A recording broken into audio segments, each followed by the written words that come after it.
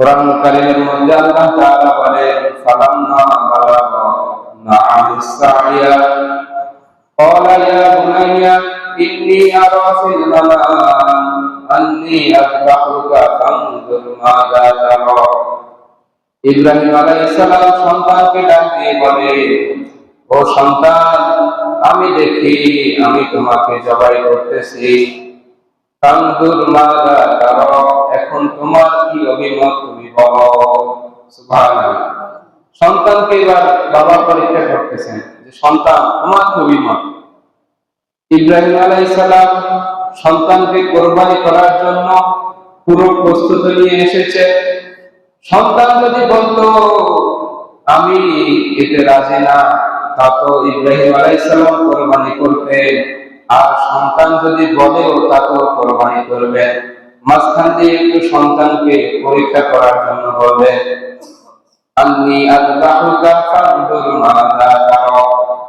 ইব্রাহিম আলাইহিস সালাম চান যে আমি তো আল্লাহ তাআলার পয়গম্বর, আমি তো আল্লাহ তাআলার উপর পরিপূর্ণ বিশ্বাস রাখি। আমার সন্তান আল্লাহ তাআলার উপর কতটুকু বিশ্বাস রাখে আমি একটু দেখি। পরীক্ষা করার জন্য যখন বললেন, সাথে সাথে ইসমাঈল আলাইহিস সালাম বললেন, বাবা আপনি যা দেখেছেন আপনি তা করেন। সাতাজিদুনি ইনশাআল্লাহু মিনাস সাবিরিন, আপনি আমাকে ধৈর্যশীলদের মধ্যে পাবেন। সুবহানাল্লাহ। এটা হচ্ছে কোরবানির ইতিহাস, সংক্ষিপ্ত ইতিহাস। মুহতারাম হাজিরিন, এই কোরবানি থেকে আমাদের কি শিক্ষা? আমাদের কি শিক্ষা? বলে আল্লাহ তাআলা কোরবানি চেয়েছেন, কিন্তু আল্লাহ তাআলা কোরবানি নেন নাই।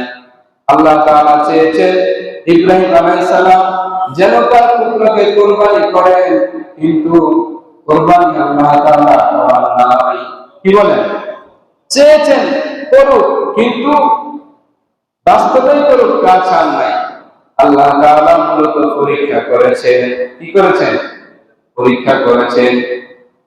সাহাবায়ে কেরাম বলেন, ইয়া রাসূলুল্লাহ মা হাযিহিল আযাবিয়ু, হে আল্লাহর পয়গম্বর এই যে কোরবানি এটা আবার কি? নবী আলাইহিস সালাম বলেন, ক্বালা সুন্নাতু আবিকুম ইব্রাহিম আলাইহিস সালাতু ওয়াস সালাম। নবী বললেন এটা হচ্ছে তোমাদের পিতা ইব্রাহিম আলাইহিস সালামের সুন্নাহ। তিনি বলেন নাই গরু জবাই করে গোশত খাওয়ার নাম কোরবানি, তিনি বলেন নাই ছাগল জবাই করে গোশত খাওয়ার নাম কোরবানি। জবাবটা কি দিয়েছে? নবীজি বলেন, ক্বালা সুন্নাতু আবিকুম ইব্রাহিম আলাইহিস সালাতু ওয়াস সালাম, এটি হচ্ছে তোমাদের পিতা ইব্রাহিম আলাইহিস সালামের সুন্নাহ। ইব্রাহিম আলাইহিস সালামের সুন্নাহ। এবার আমরা দেখি ইব্রাহিম আলাইহিস সালামের সুন্নাহ কি। ইব্রাহিম আলাইহিস সালাম সন্তানকে নিয়ে গেলেন কোরবানি করার জন্য। সন্তানকে নিয়ে গেলেন কোরবানি করার জন্য। সন্তানকে প্রশ্ন করলেন, সন্তান আমি দেখি আল্লাহর হুকুমে আমি তোমাকে জবাই করতেছি, এখন তোমার কি অভিমত? সন্তান কোরবান হওয়ার জন্য প্রস্তুত, বাবাও কোরবানি করার জন্য প্রস্তুত। আল্লাহ তাআলা বলেন, ফালাম্মা আসলামা ওয়া কাল্লামুহু লিল জাবিন।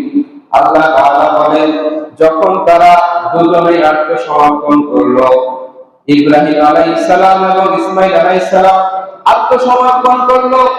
আত্মসমর্পণ করার পর ওয়া কাল্লামুহু লিল জাবিন, ইসমাঈল আলাইহিস সালামকে শুইয়ে ফেলানো হলো কোরবানি করার জন্য। গলার মধ্যে ছুরি চালালো।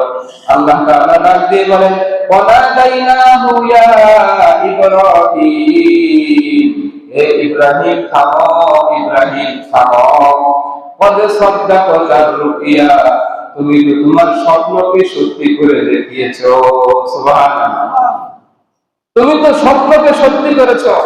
কারণ ইব্রাহিম আলাইহিস সালাম স্বপ্নে দেখেছিলেন সন্তানের গলার মধ্যে ছুরি চালাচ্ছে, বাস্তবে তিনি ছুরি চালিয়েছেন।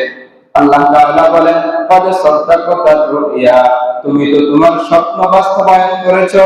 ইন্না কাযালিকা নাজজিল মুহসিনিন, আমি এভাবে যারা সৎকর্ম করে সৎকর্মশীলদের পুরস্কার দিয়ে থাকি। ইব্রাহিম আলাইহিস সালাম ইসমাঈল আলাইহিস সালামকে যে কুরবানি করতেছিলেন সেই জায়গার মধ্যে অচেনা এক পশু আল্লাহ তাআলা দিয়ে দিয়েছেন। সুবহানাল্লাহ, এটা হচ্ছে পুরস্কার।